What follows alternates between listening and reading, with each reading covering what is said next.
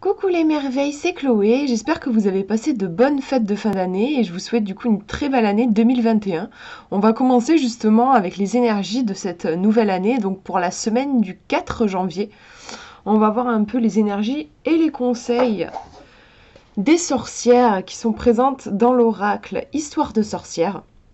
Donc je vous laisse vous concentrer sur cette semaine qui arrive et choisir la carte qui vous attire le plus. Le premier tirage est ici, le deuxième au milieu et le troisième là. Je vous laisse faire votre choix et on va découvrir ensemble les cartes et leurs messages. Alors, le premier tirage, on va regarder qu'est-ce qui se passe de ce côté-là. Première carte. Alors, on a Connect à Gaïa. Donc, je vous fais une mise au point comme d'habitude. Donc, on est sur une carte de terre. On le voit avec la petite branche ici, mais même ça se voit vachement avec ce côté très racine connecté à l'arbre. On a un personnage qui, on dirait qu'il imite l'arbre en fait, avec les jambes bien posées là à la distance des épaules, les pieds bien posés à plat. On peut imaginer que le personnage est pieds nus d'ailleurs. Et c'est drôle, hein, on voit les racines clairement qui sortent des pieds du personnage qui viennent se mêler aux racines de l'arbre. Et elle a les bras grands ouverts qui imitent aussi les branches de l'arbre. En conseil, qu'est-ce que ça pourrait être? C'est vrai qu'au niveau du temps qu'il fait, je trouve que il fait pas un super beau, c'est pas un super beau ciel bleu.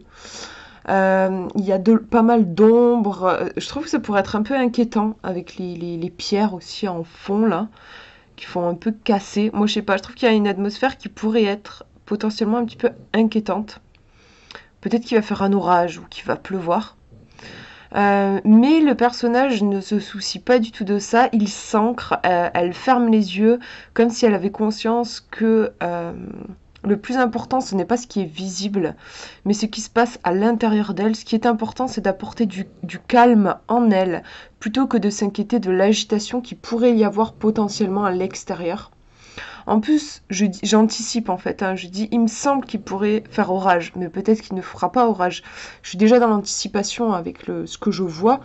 Le personnage ici, il est centré sur le présent et il amène le calme en lui. Donc pour cette semaine, on conseille tout simplement, on vous demande de bien vous ancrer, de ne pas vous laisser emporter par vos pensées. De ne pas croire aux pensées, aux jugements qui pourraient vous traverser. Et si, en effet, il y a plein de choses qui vous passent par la tête, c'est pas grave, simplement prenez-en conscience, ne les suivez pas aveuglément, recentrez-vous, détendez-vous, revenez à l'intérieur de vous, en fait, faites une petite séance de méditation ou de pleine conscience pour revenir à ce qui est en vous. Parce que c'est vrai que la vie parfois peut nous amener des épreuves, on peut être sollicité un peu à droite à gauche, avoir beaucoup de choses qui se passent dans notre vie. Et c'est intéressant, je pense, de cultiver comme un temple de paix à l'intérieur de soi. Toutes ces choses, elles sont à l'extérieur et faire en sorte qu'elles ne foutent pas le bordel à l'intérieur de vous, qu'il y ait un côté un peu intouchable à l'intérieur de vous, qu'il puisse vous arriver n'importe quoi, que vous puissiez toujours vous réfugier dans un espace de paix, de plénitude. Et ça c'est possible, mais ça demande en fait de se cultiver au quotidien. Cultiver ça en faisant de la méditation, de la pleine conscience, en vous reconnectant à vous-même. Voilà moi ce que je vois pour cette première carte. On va regarder la deuxième. Et c'est soleil et étoile. Je trouve qu'en effet, ça va vraiment dans ce sens-là. Dans ce sens de ne pas se laisser trop chambouler par les événements extérieurs. Parce que pour moi, c'est une carte d'équilibre, en fait, celle-ci. Quand je me base sur l'illustration, je vois le soleil et la lune, donc un côté yang, yin.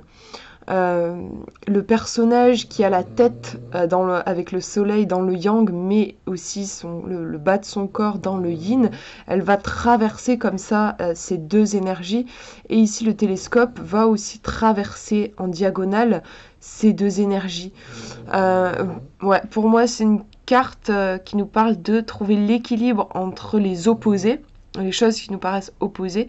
On nous parle de soleil et d'étoiles, ce sont aussi des sources de lumière, le soleil comme les étoiles, mais qui restent très différents. Être éclairé par le soleil, ça reste très différent comme ressenti. Quand vous bronzez au soleil, c'est différent que quand vous étendez sous un ciel étoilé. Pourtant, on est bien dans les deux cas, dans une source de lumière. Mais on a, dans le cadre du soleil, une source de lumière qui est très puissante et très chaude. Dans le cadre des étoiles, quelque chose de beaucoup plus éloigné. On va pas se réchauffer avec la lumière des étoiles. Mais ça apporte une lumière qui est très douce, qui est rassurante, qui est propice aussi pour l'évasion poétique en fait. Hein, les étoiles, la nuit, tout ça, la lune, ça renvoie à tout ce qui est inspiration poétique, tandis que le soleil, on a quelque chose de plus extraverti, de plus, on a envie de passer à l'action, de réaliser nos rêves, de nous montrer, de danser. On a une énergie plus à l'extérieur, qui va vers l'extérieur, tandis que la lune et les étoiles, on va être dans un éveil qui va être plus intérieur. Et là, pour moi, c'est une carte qui parle de trouver l'équilibre entre les deux. Il n'y a pas une lumière qui est meilleure que l'autre. Les deux sont importantes. Et pour, je pense, pouvoir vraiment être épanoui et heureux, il va falloir goûter à ces deux énergies. C'est-à-dire à la fois une énergie extérieure où on va exprimer notre énergie à l'extérieur, mais aussi une énergie plus intérieure où on va apporter l'harmonie à l'intérieur de nous. Donc si on regarde les deux cartes, pour moi c'est un tirage déjà qui est quand même positif, hein. On n'a pas des cartes qui sont effrayantes. Je pense que c'est une bonne semaine qui s'annonce avec de bonnes énergies. Simplement au niveau du conseil, on vous demande de rechercher un certain équilibre, de ne pas vous éparpiller. On a ici un personnage qui s'ancre comme l'arbre et ici un personnage pour moi qui trouve l'équilibre entre les deux énergies. Après c'est vrai que j'ai pas parlé de quand même du télescope, donc le fait qu'elle est en train d'observer et elle observe quelque chose de lointain. Donc, il y a aussi pour moi un conseil au niveau de prendre de la distance et être dans l'observation plutôt que dans la réaction. Si vous vous sentez stimulé par certaines choses, on vous demande plutôt d'être dans l'observation, de regarder les choses de façon posée, de vous laisser le temps, de prendre de la distance, de vous ancrer. On est plus dans une réaction tempérée que chaude, où on va tout de suite vouloir réagir pour rapidement régler les choses. Ici, en fait, je pense qu'il y a des fois dans la vie où il faut y aller, il faut pas attendre et il faut foncer.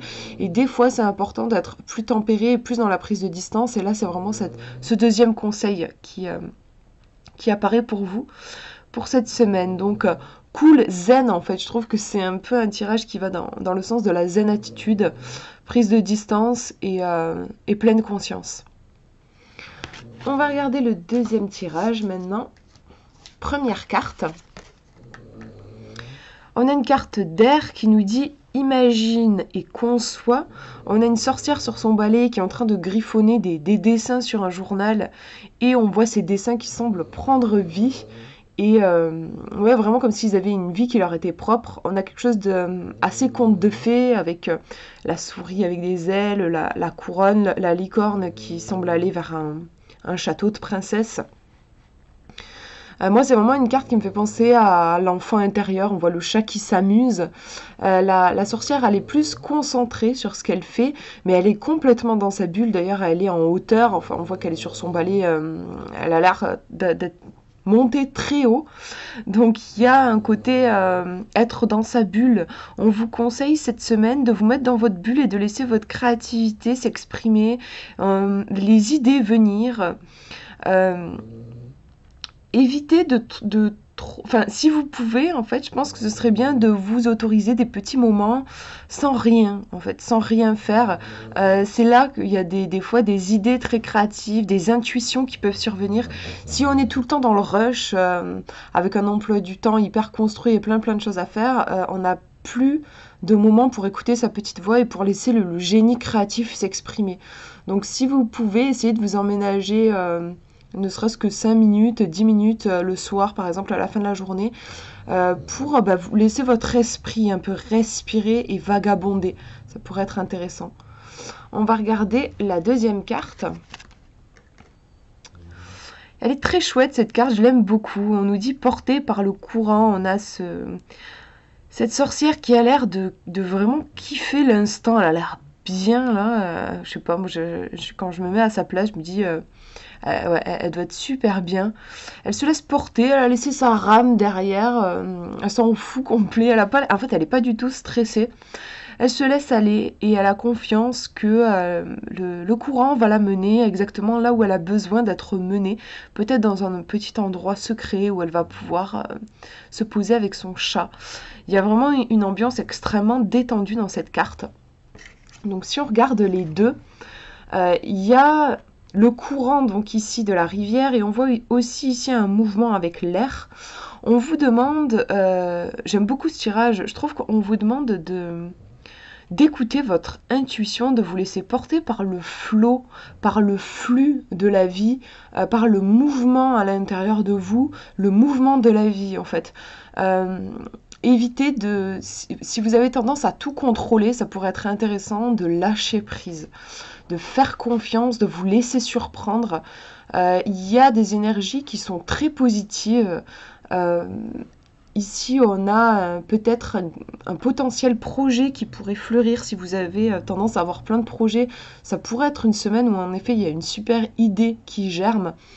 Mais on a même aussi là dans cette carte quelque chose de... Moi j'ai l'impression qu'elle va arriver dans un endroit secret, peut-être qu'elle va découvrir quelque chose. Il y a un cadeau qui est là, qui est possible, qui a envie de se présenter à vous cette semaine. Mais pour pouvoir le recevoir, il faudra que vous acceptiez de laisser la vie vous mener jusqu'à ce cadeau. Si vous cherchez consciemment à atteindre ce cadeau, vous n'allez pas pouvoir y arriver en fait. Il y a vraiment ce côté, se laisser porter par la vie. Elle a une intelligence, l'univers a une intelligence propre et c'est un petit peu avoir la foi et faire confiance à cette énergie. En tout cas, en un mot, moi je vois vraiment le lâcher prise, la confiance. Et on a, oui, une attitude très détendue, je trouve, et avoir la foi. Voilà pour cette semaine, et je vous montre le dernier tirage, première carte. On a les eaux salvatrices. Donc on a un personnage qui est en train de se verser de l'eau sur le visage avec un récipient, et puis on a un renard qui boit. Le renard, ça me renvoie à tout ce qui est intelligence. Et derrière, on voit qu'il y a quelque chose d'assez désertique, un paysage assez désertique. Et pourtant, là où se situent ces deux personnages-là, on a une nature qui est très luxuriante, quelque chose de très abondant. Bon, vraiment pour moi, ce qui me vient avec cette carte, c'est l'aspect purification. On a besoin de se laver, de se nettoyer, de se détendre. C'est une carte qui peut survenir quand on a été sous pression, tendu. On a essayé de beaucoup contrôler les choses. Là, avec cette carte, il faut un peu lâcher du lest, respirer et surtout nettoyer ces tensions. Là, ça me fait penser à se faire un massage soi-même, automassage, ou se faire un massage, c'est encore mieux. Il y a des tensions à dénouer, des pensées négatives à laisser de côté. L'eau, c'est aussi un élément en soin qui peut vous aider. Boire beaucoup d'eau cette semaine. Pourquoi pas prendre un ou des bains si vous avez une baignoire et que vous aimez prendre des bains.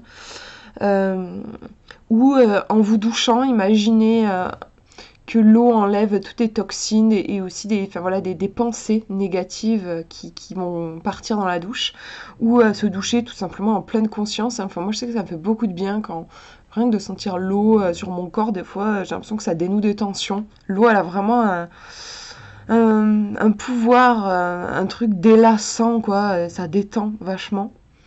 Le renard, je disais, l'intelligence, ça me renvoie à l'intelligence. J'ai l'impression qu'avec cette carte, on vous dit peut-être soyez plus intelligent. Je sais pas pourquoi ça me vient comme ça. Soyez plus intelligent que votre entourage. Parce que, par exemple, les tensions, éventuellement, hein, je dis ça, ça peut être autre chose, mais peuvent venir d'un environnement avec des personnes qui vont vous stresser, qui vont sans arrêt vous demander des choses. Vous allez être sous pression, quoi, parce que vous avez des demandes de votre entourage ou un entourage qui est stressé, et puis vous allez capter le stress. On vous demande peut-être, si vous vous reconnaissez là-dedans, d'être plus intelligent que votre entourage et plutôt que de suivre aveuglément cette attitude en fait qui est finalement très stressante, hein, et les écouter si vous demandent de faire des trucs ou vous laisser happer par leur stress et rentrer dans leur histoire en fait. On vous demande d'être plus intelligent et vous de vous écarter de ce monde peut-être stérile parce que sous tension et aller vers un monde qui va vous nourrir vous personnellement et vous faire du bien. On a aussi un côté je prends soin de moi dans cette carte, je trouve. On va regarder la deuxième carte maintenant pour avoir plus d'infos.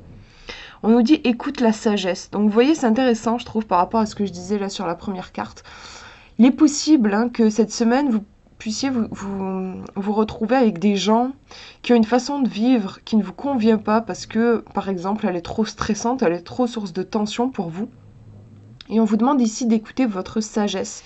Donc écoutez votre petite voix intérieure, écoutez votre sagesse à vous, votre intuition à vous et pas ce que les gens vous disent. Parce que je trouve que les gens ont tendance à beaucoup nous conseiller, beaucoup nous dire ce qu'on devrait faire, beaucoup nous pousser dans une certaine direction.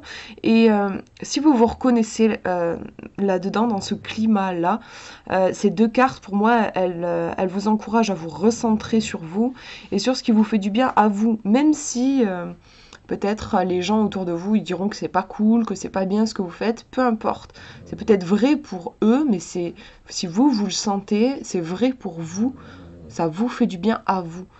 Donc je trouve qu'il y a cet aspect-là, se recentrer sur soi.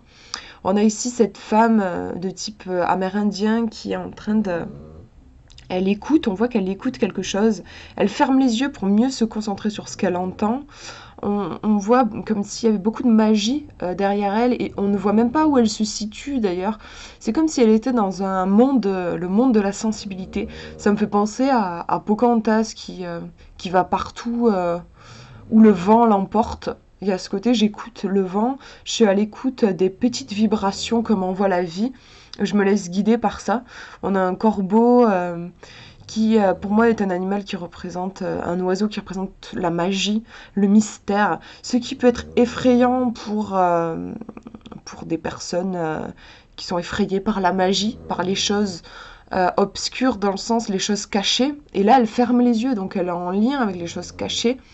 C'est une carte, pour moi, qui vous dit que tous les trésors se trouvent peut-être dans ce qui est caché, dans ce qui est sous les apparences, dans ce qui peut être aussi effrayant pour les autres. Mais vous, si vous avez fait ce tirage, c'est que vous avez la capacité d'aller dans cet endroit invisible sans en avoir peur.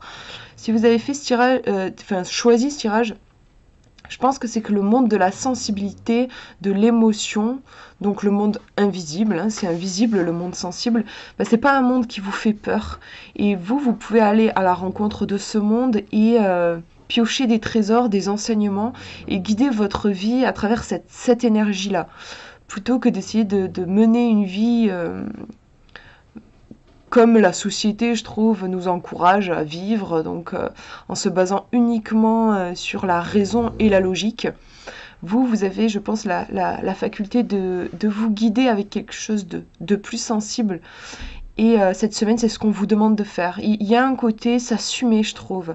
S'assumer même si vous vous sentez une minorité, même si vous vous sentez seul face à tout un système ou à tout un groupe. On vous demande vraiment de vous recentrer sur votre intuition à vous et de prendre soin de vous aussi. Je trouve que c'est important avec ce tirage parce que j'ai ressenti un peu comme s'il y avait eu un éparpillement, une tendance à sortir de soi peut-être pour contenter les autres. Et c'est important là de revenir vraiment vers soi et de se nourrir soi-même. Voilà pour ce tirage. J'espère que ça vous aura parlé. Je vous fais de gros bisous et je vous souhaite une très belle semaine.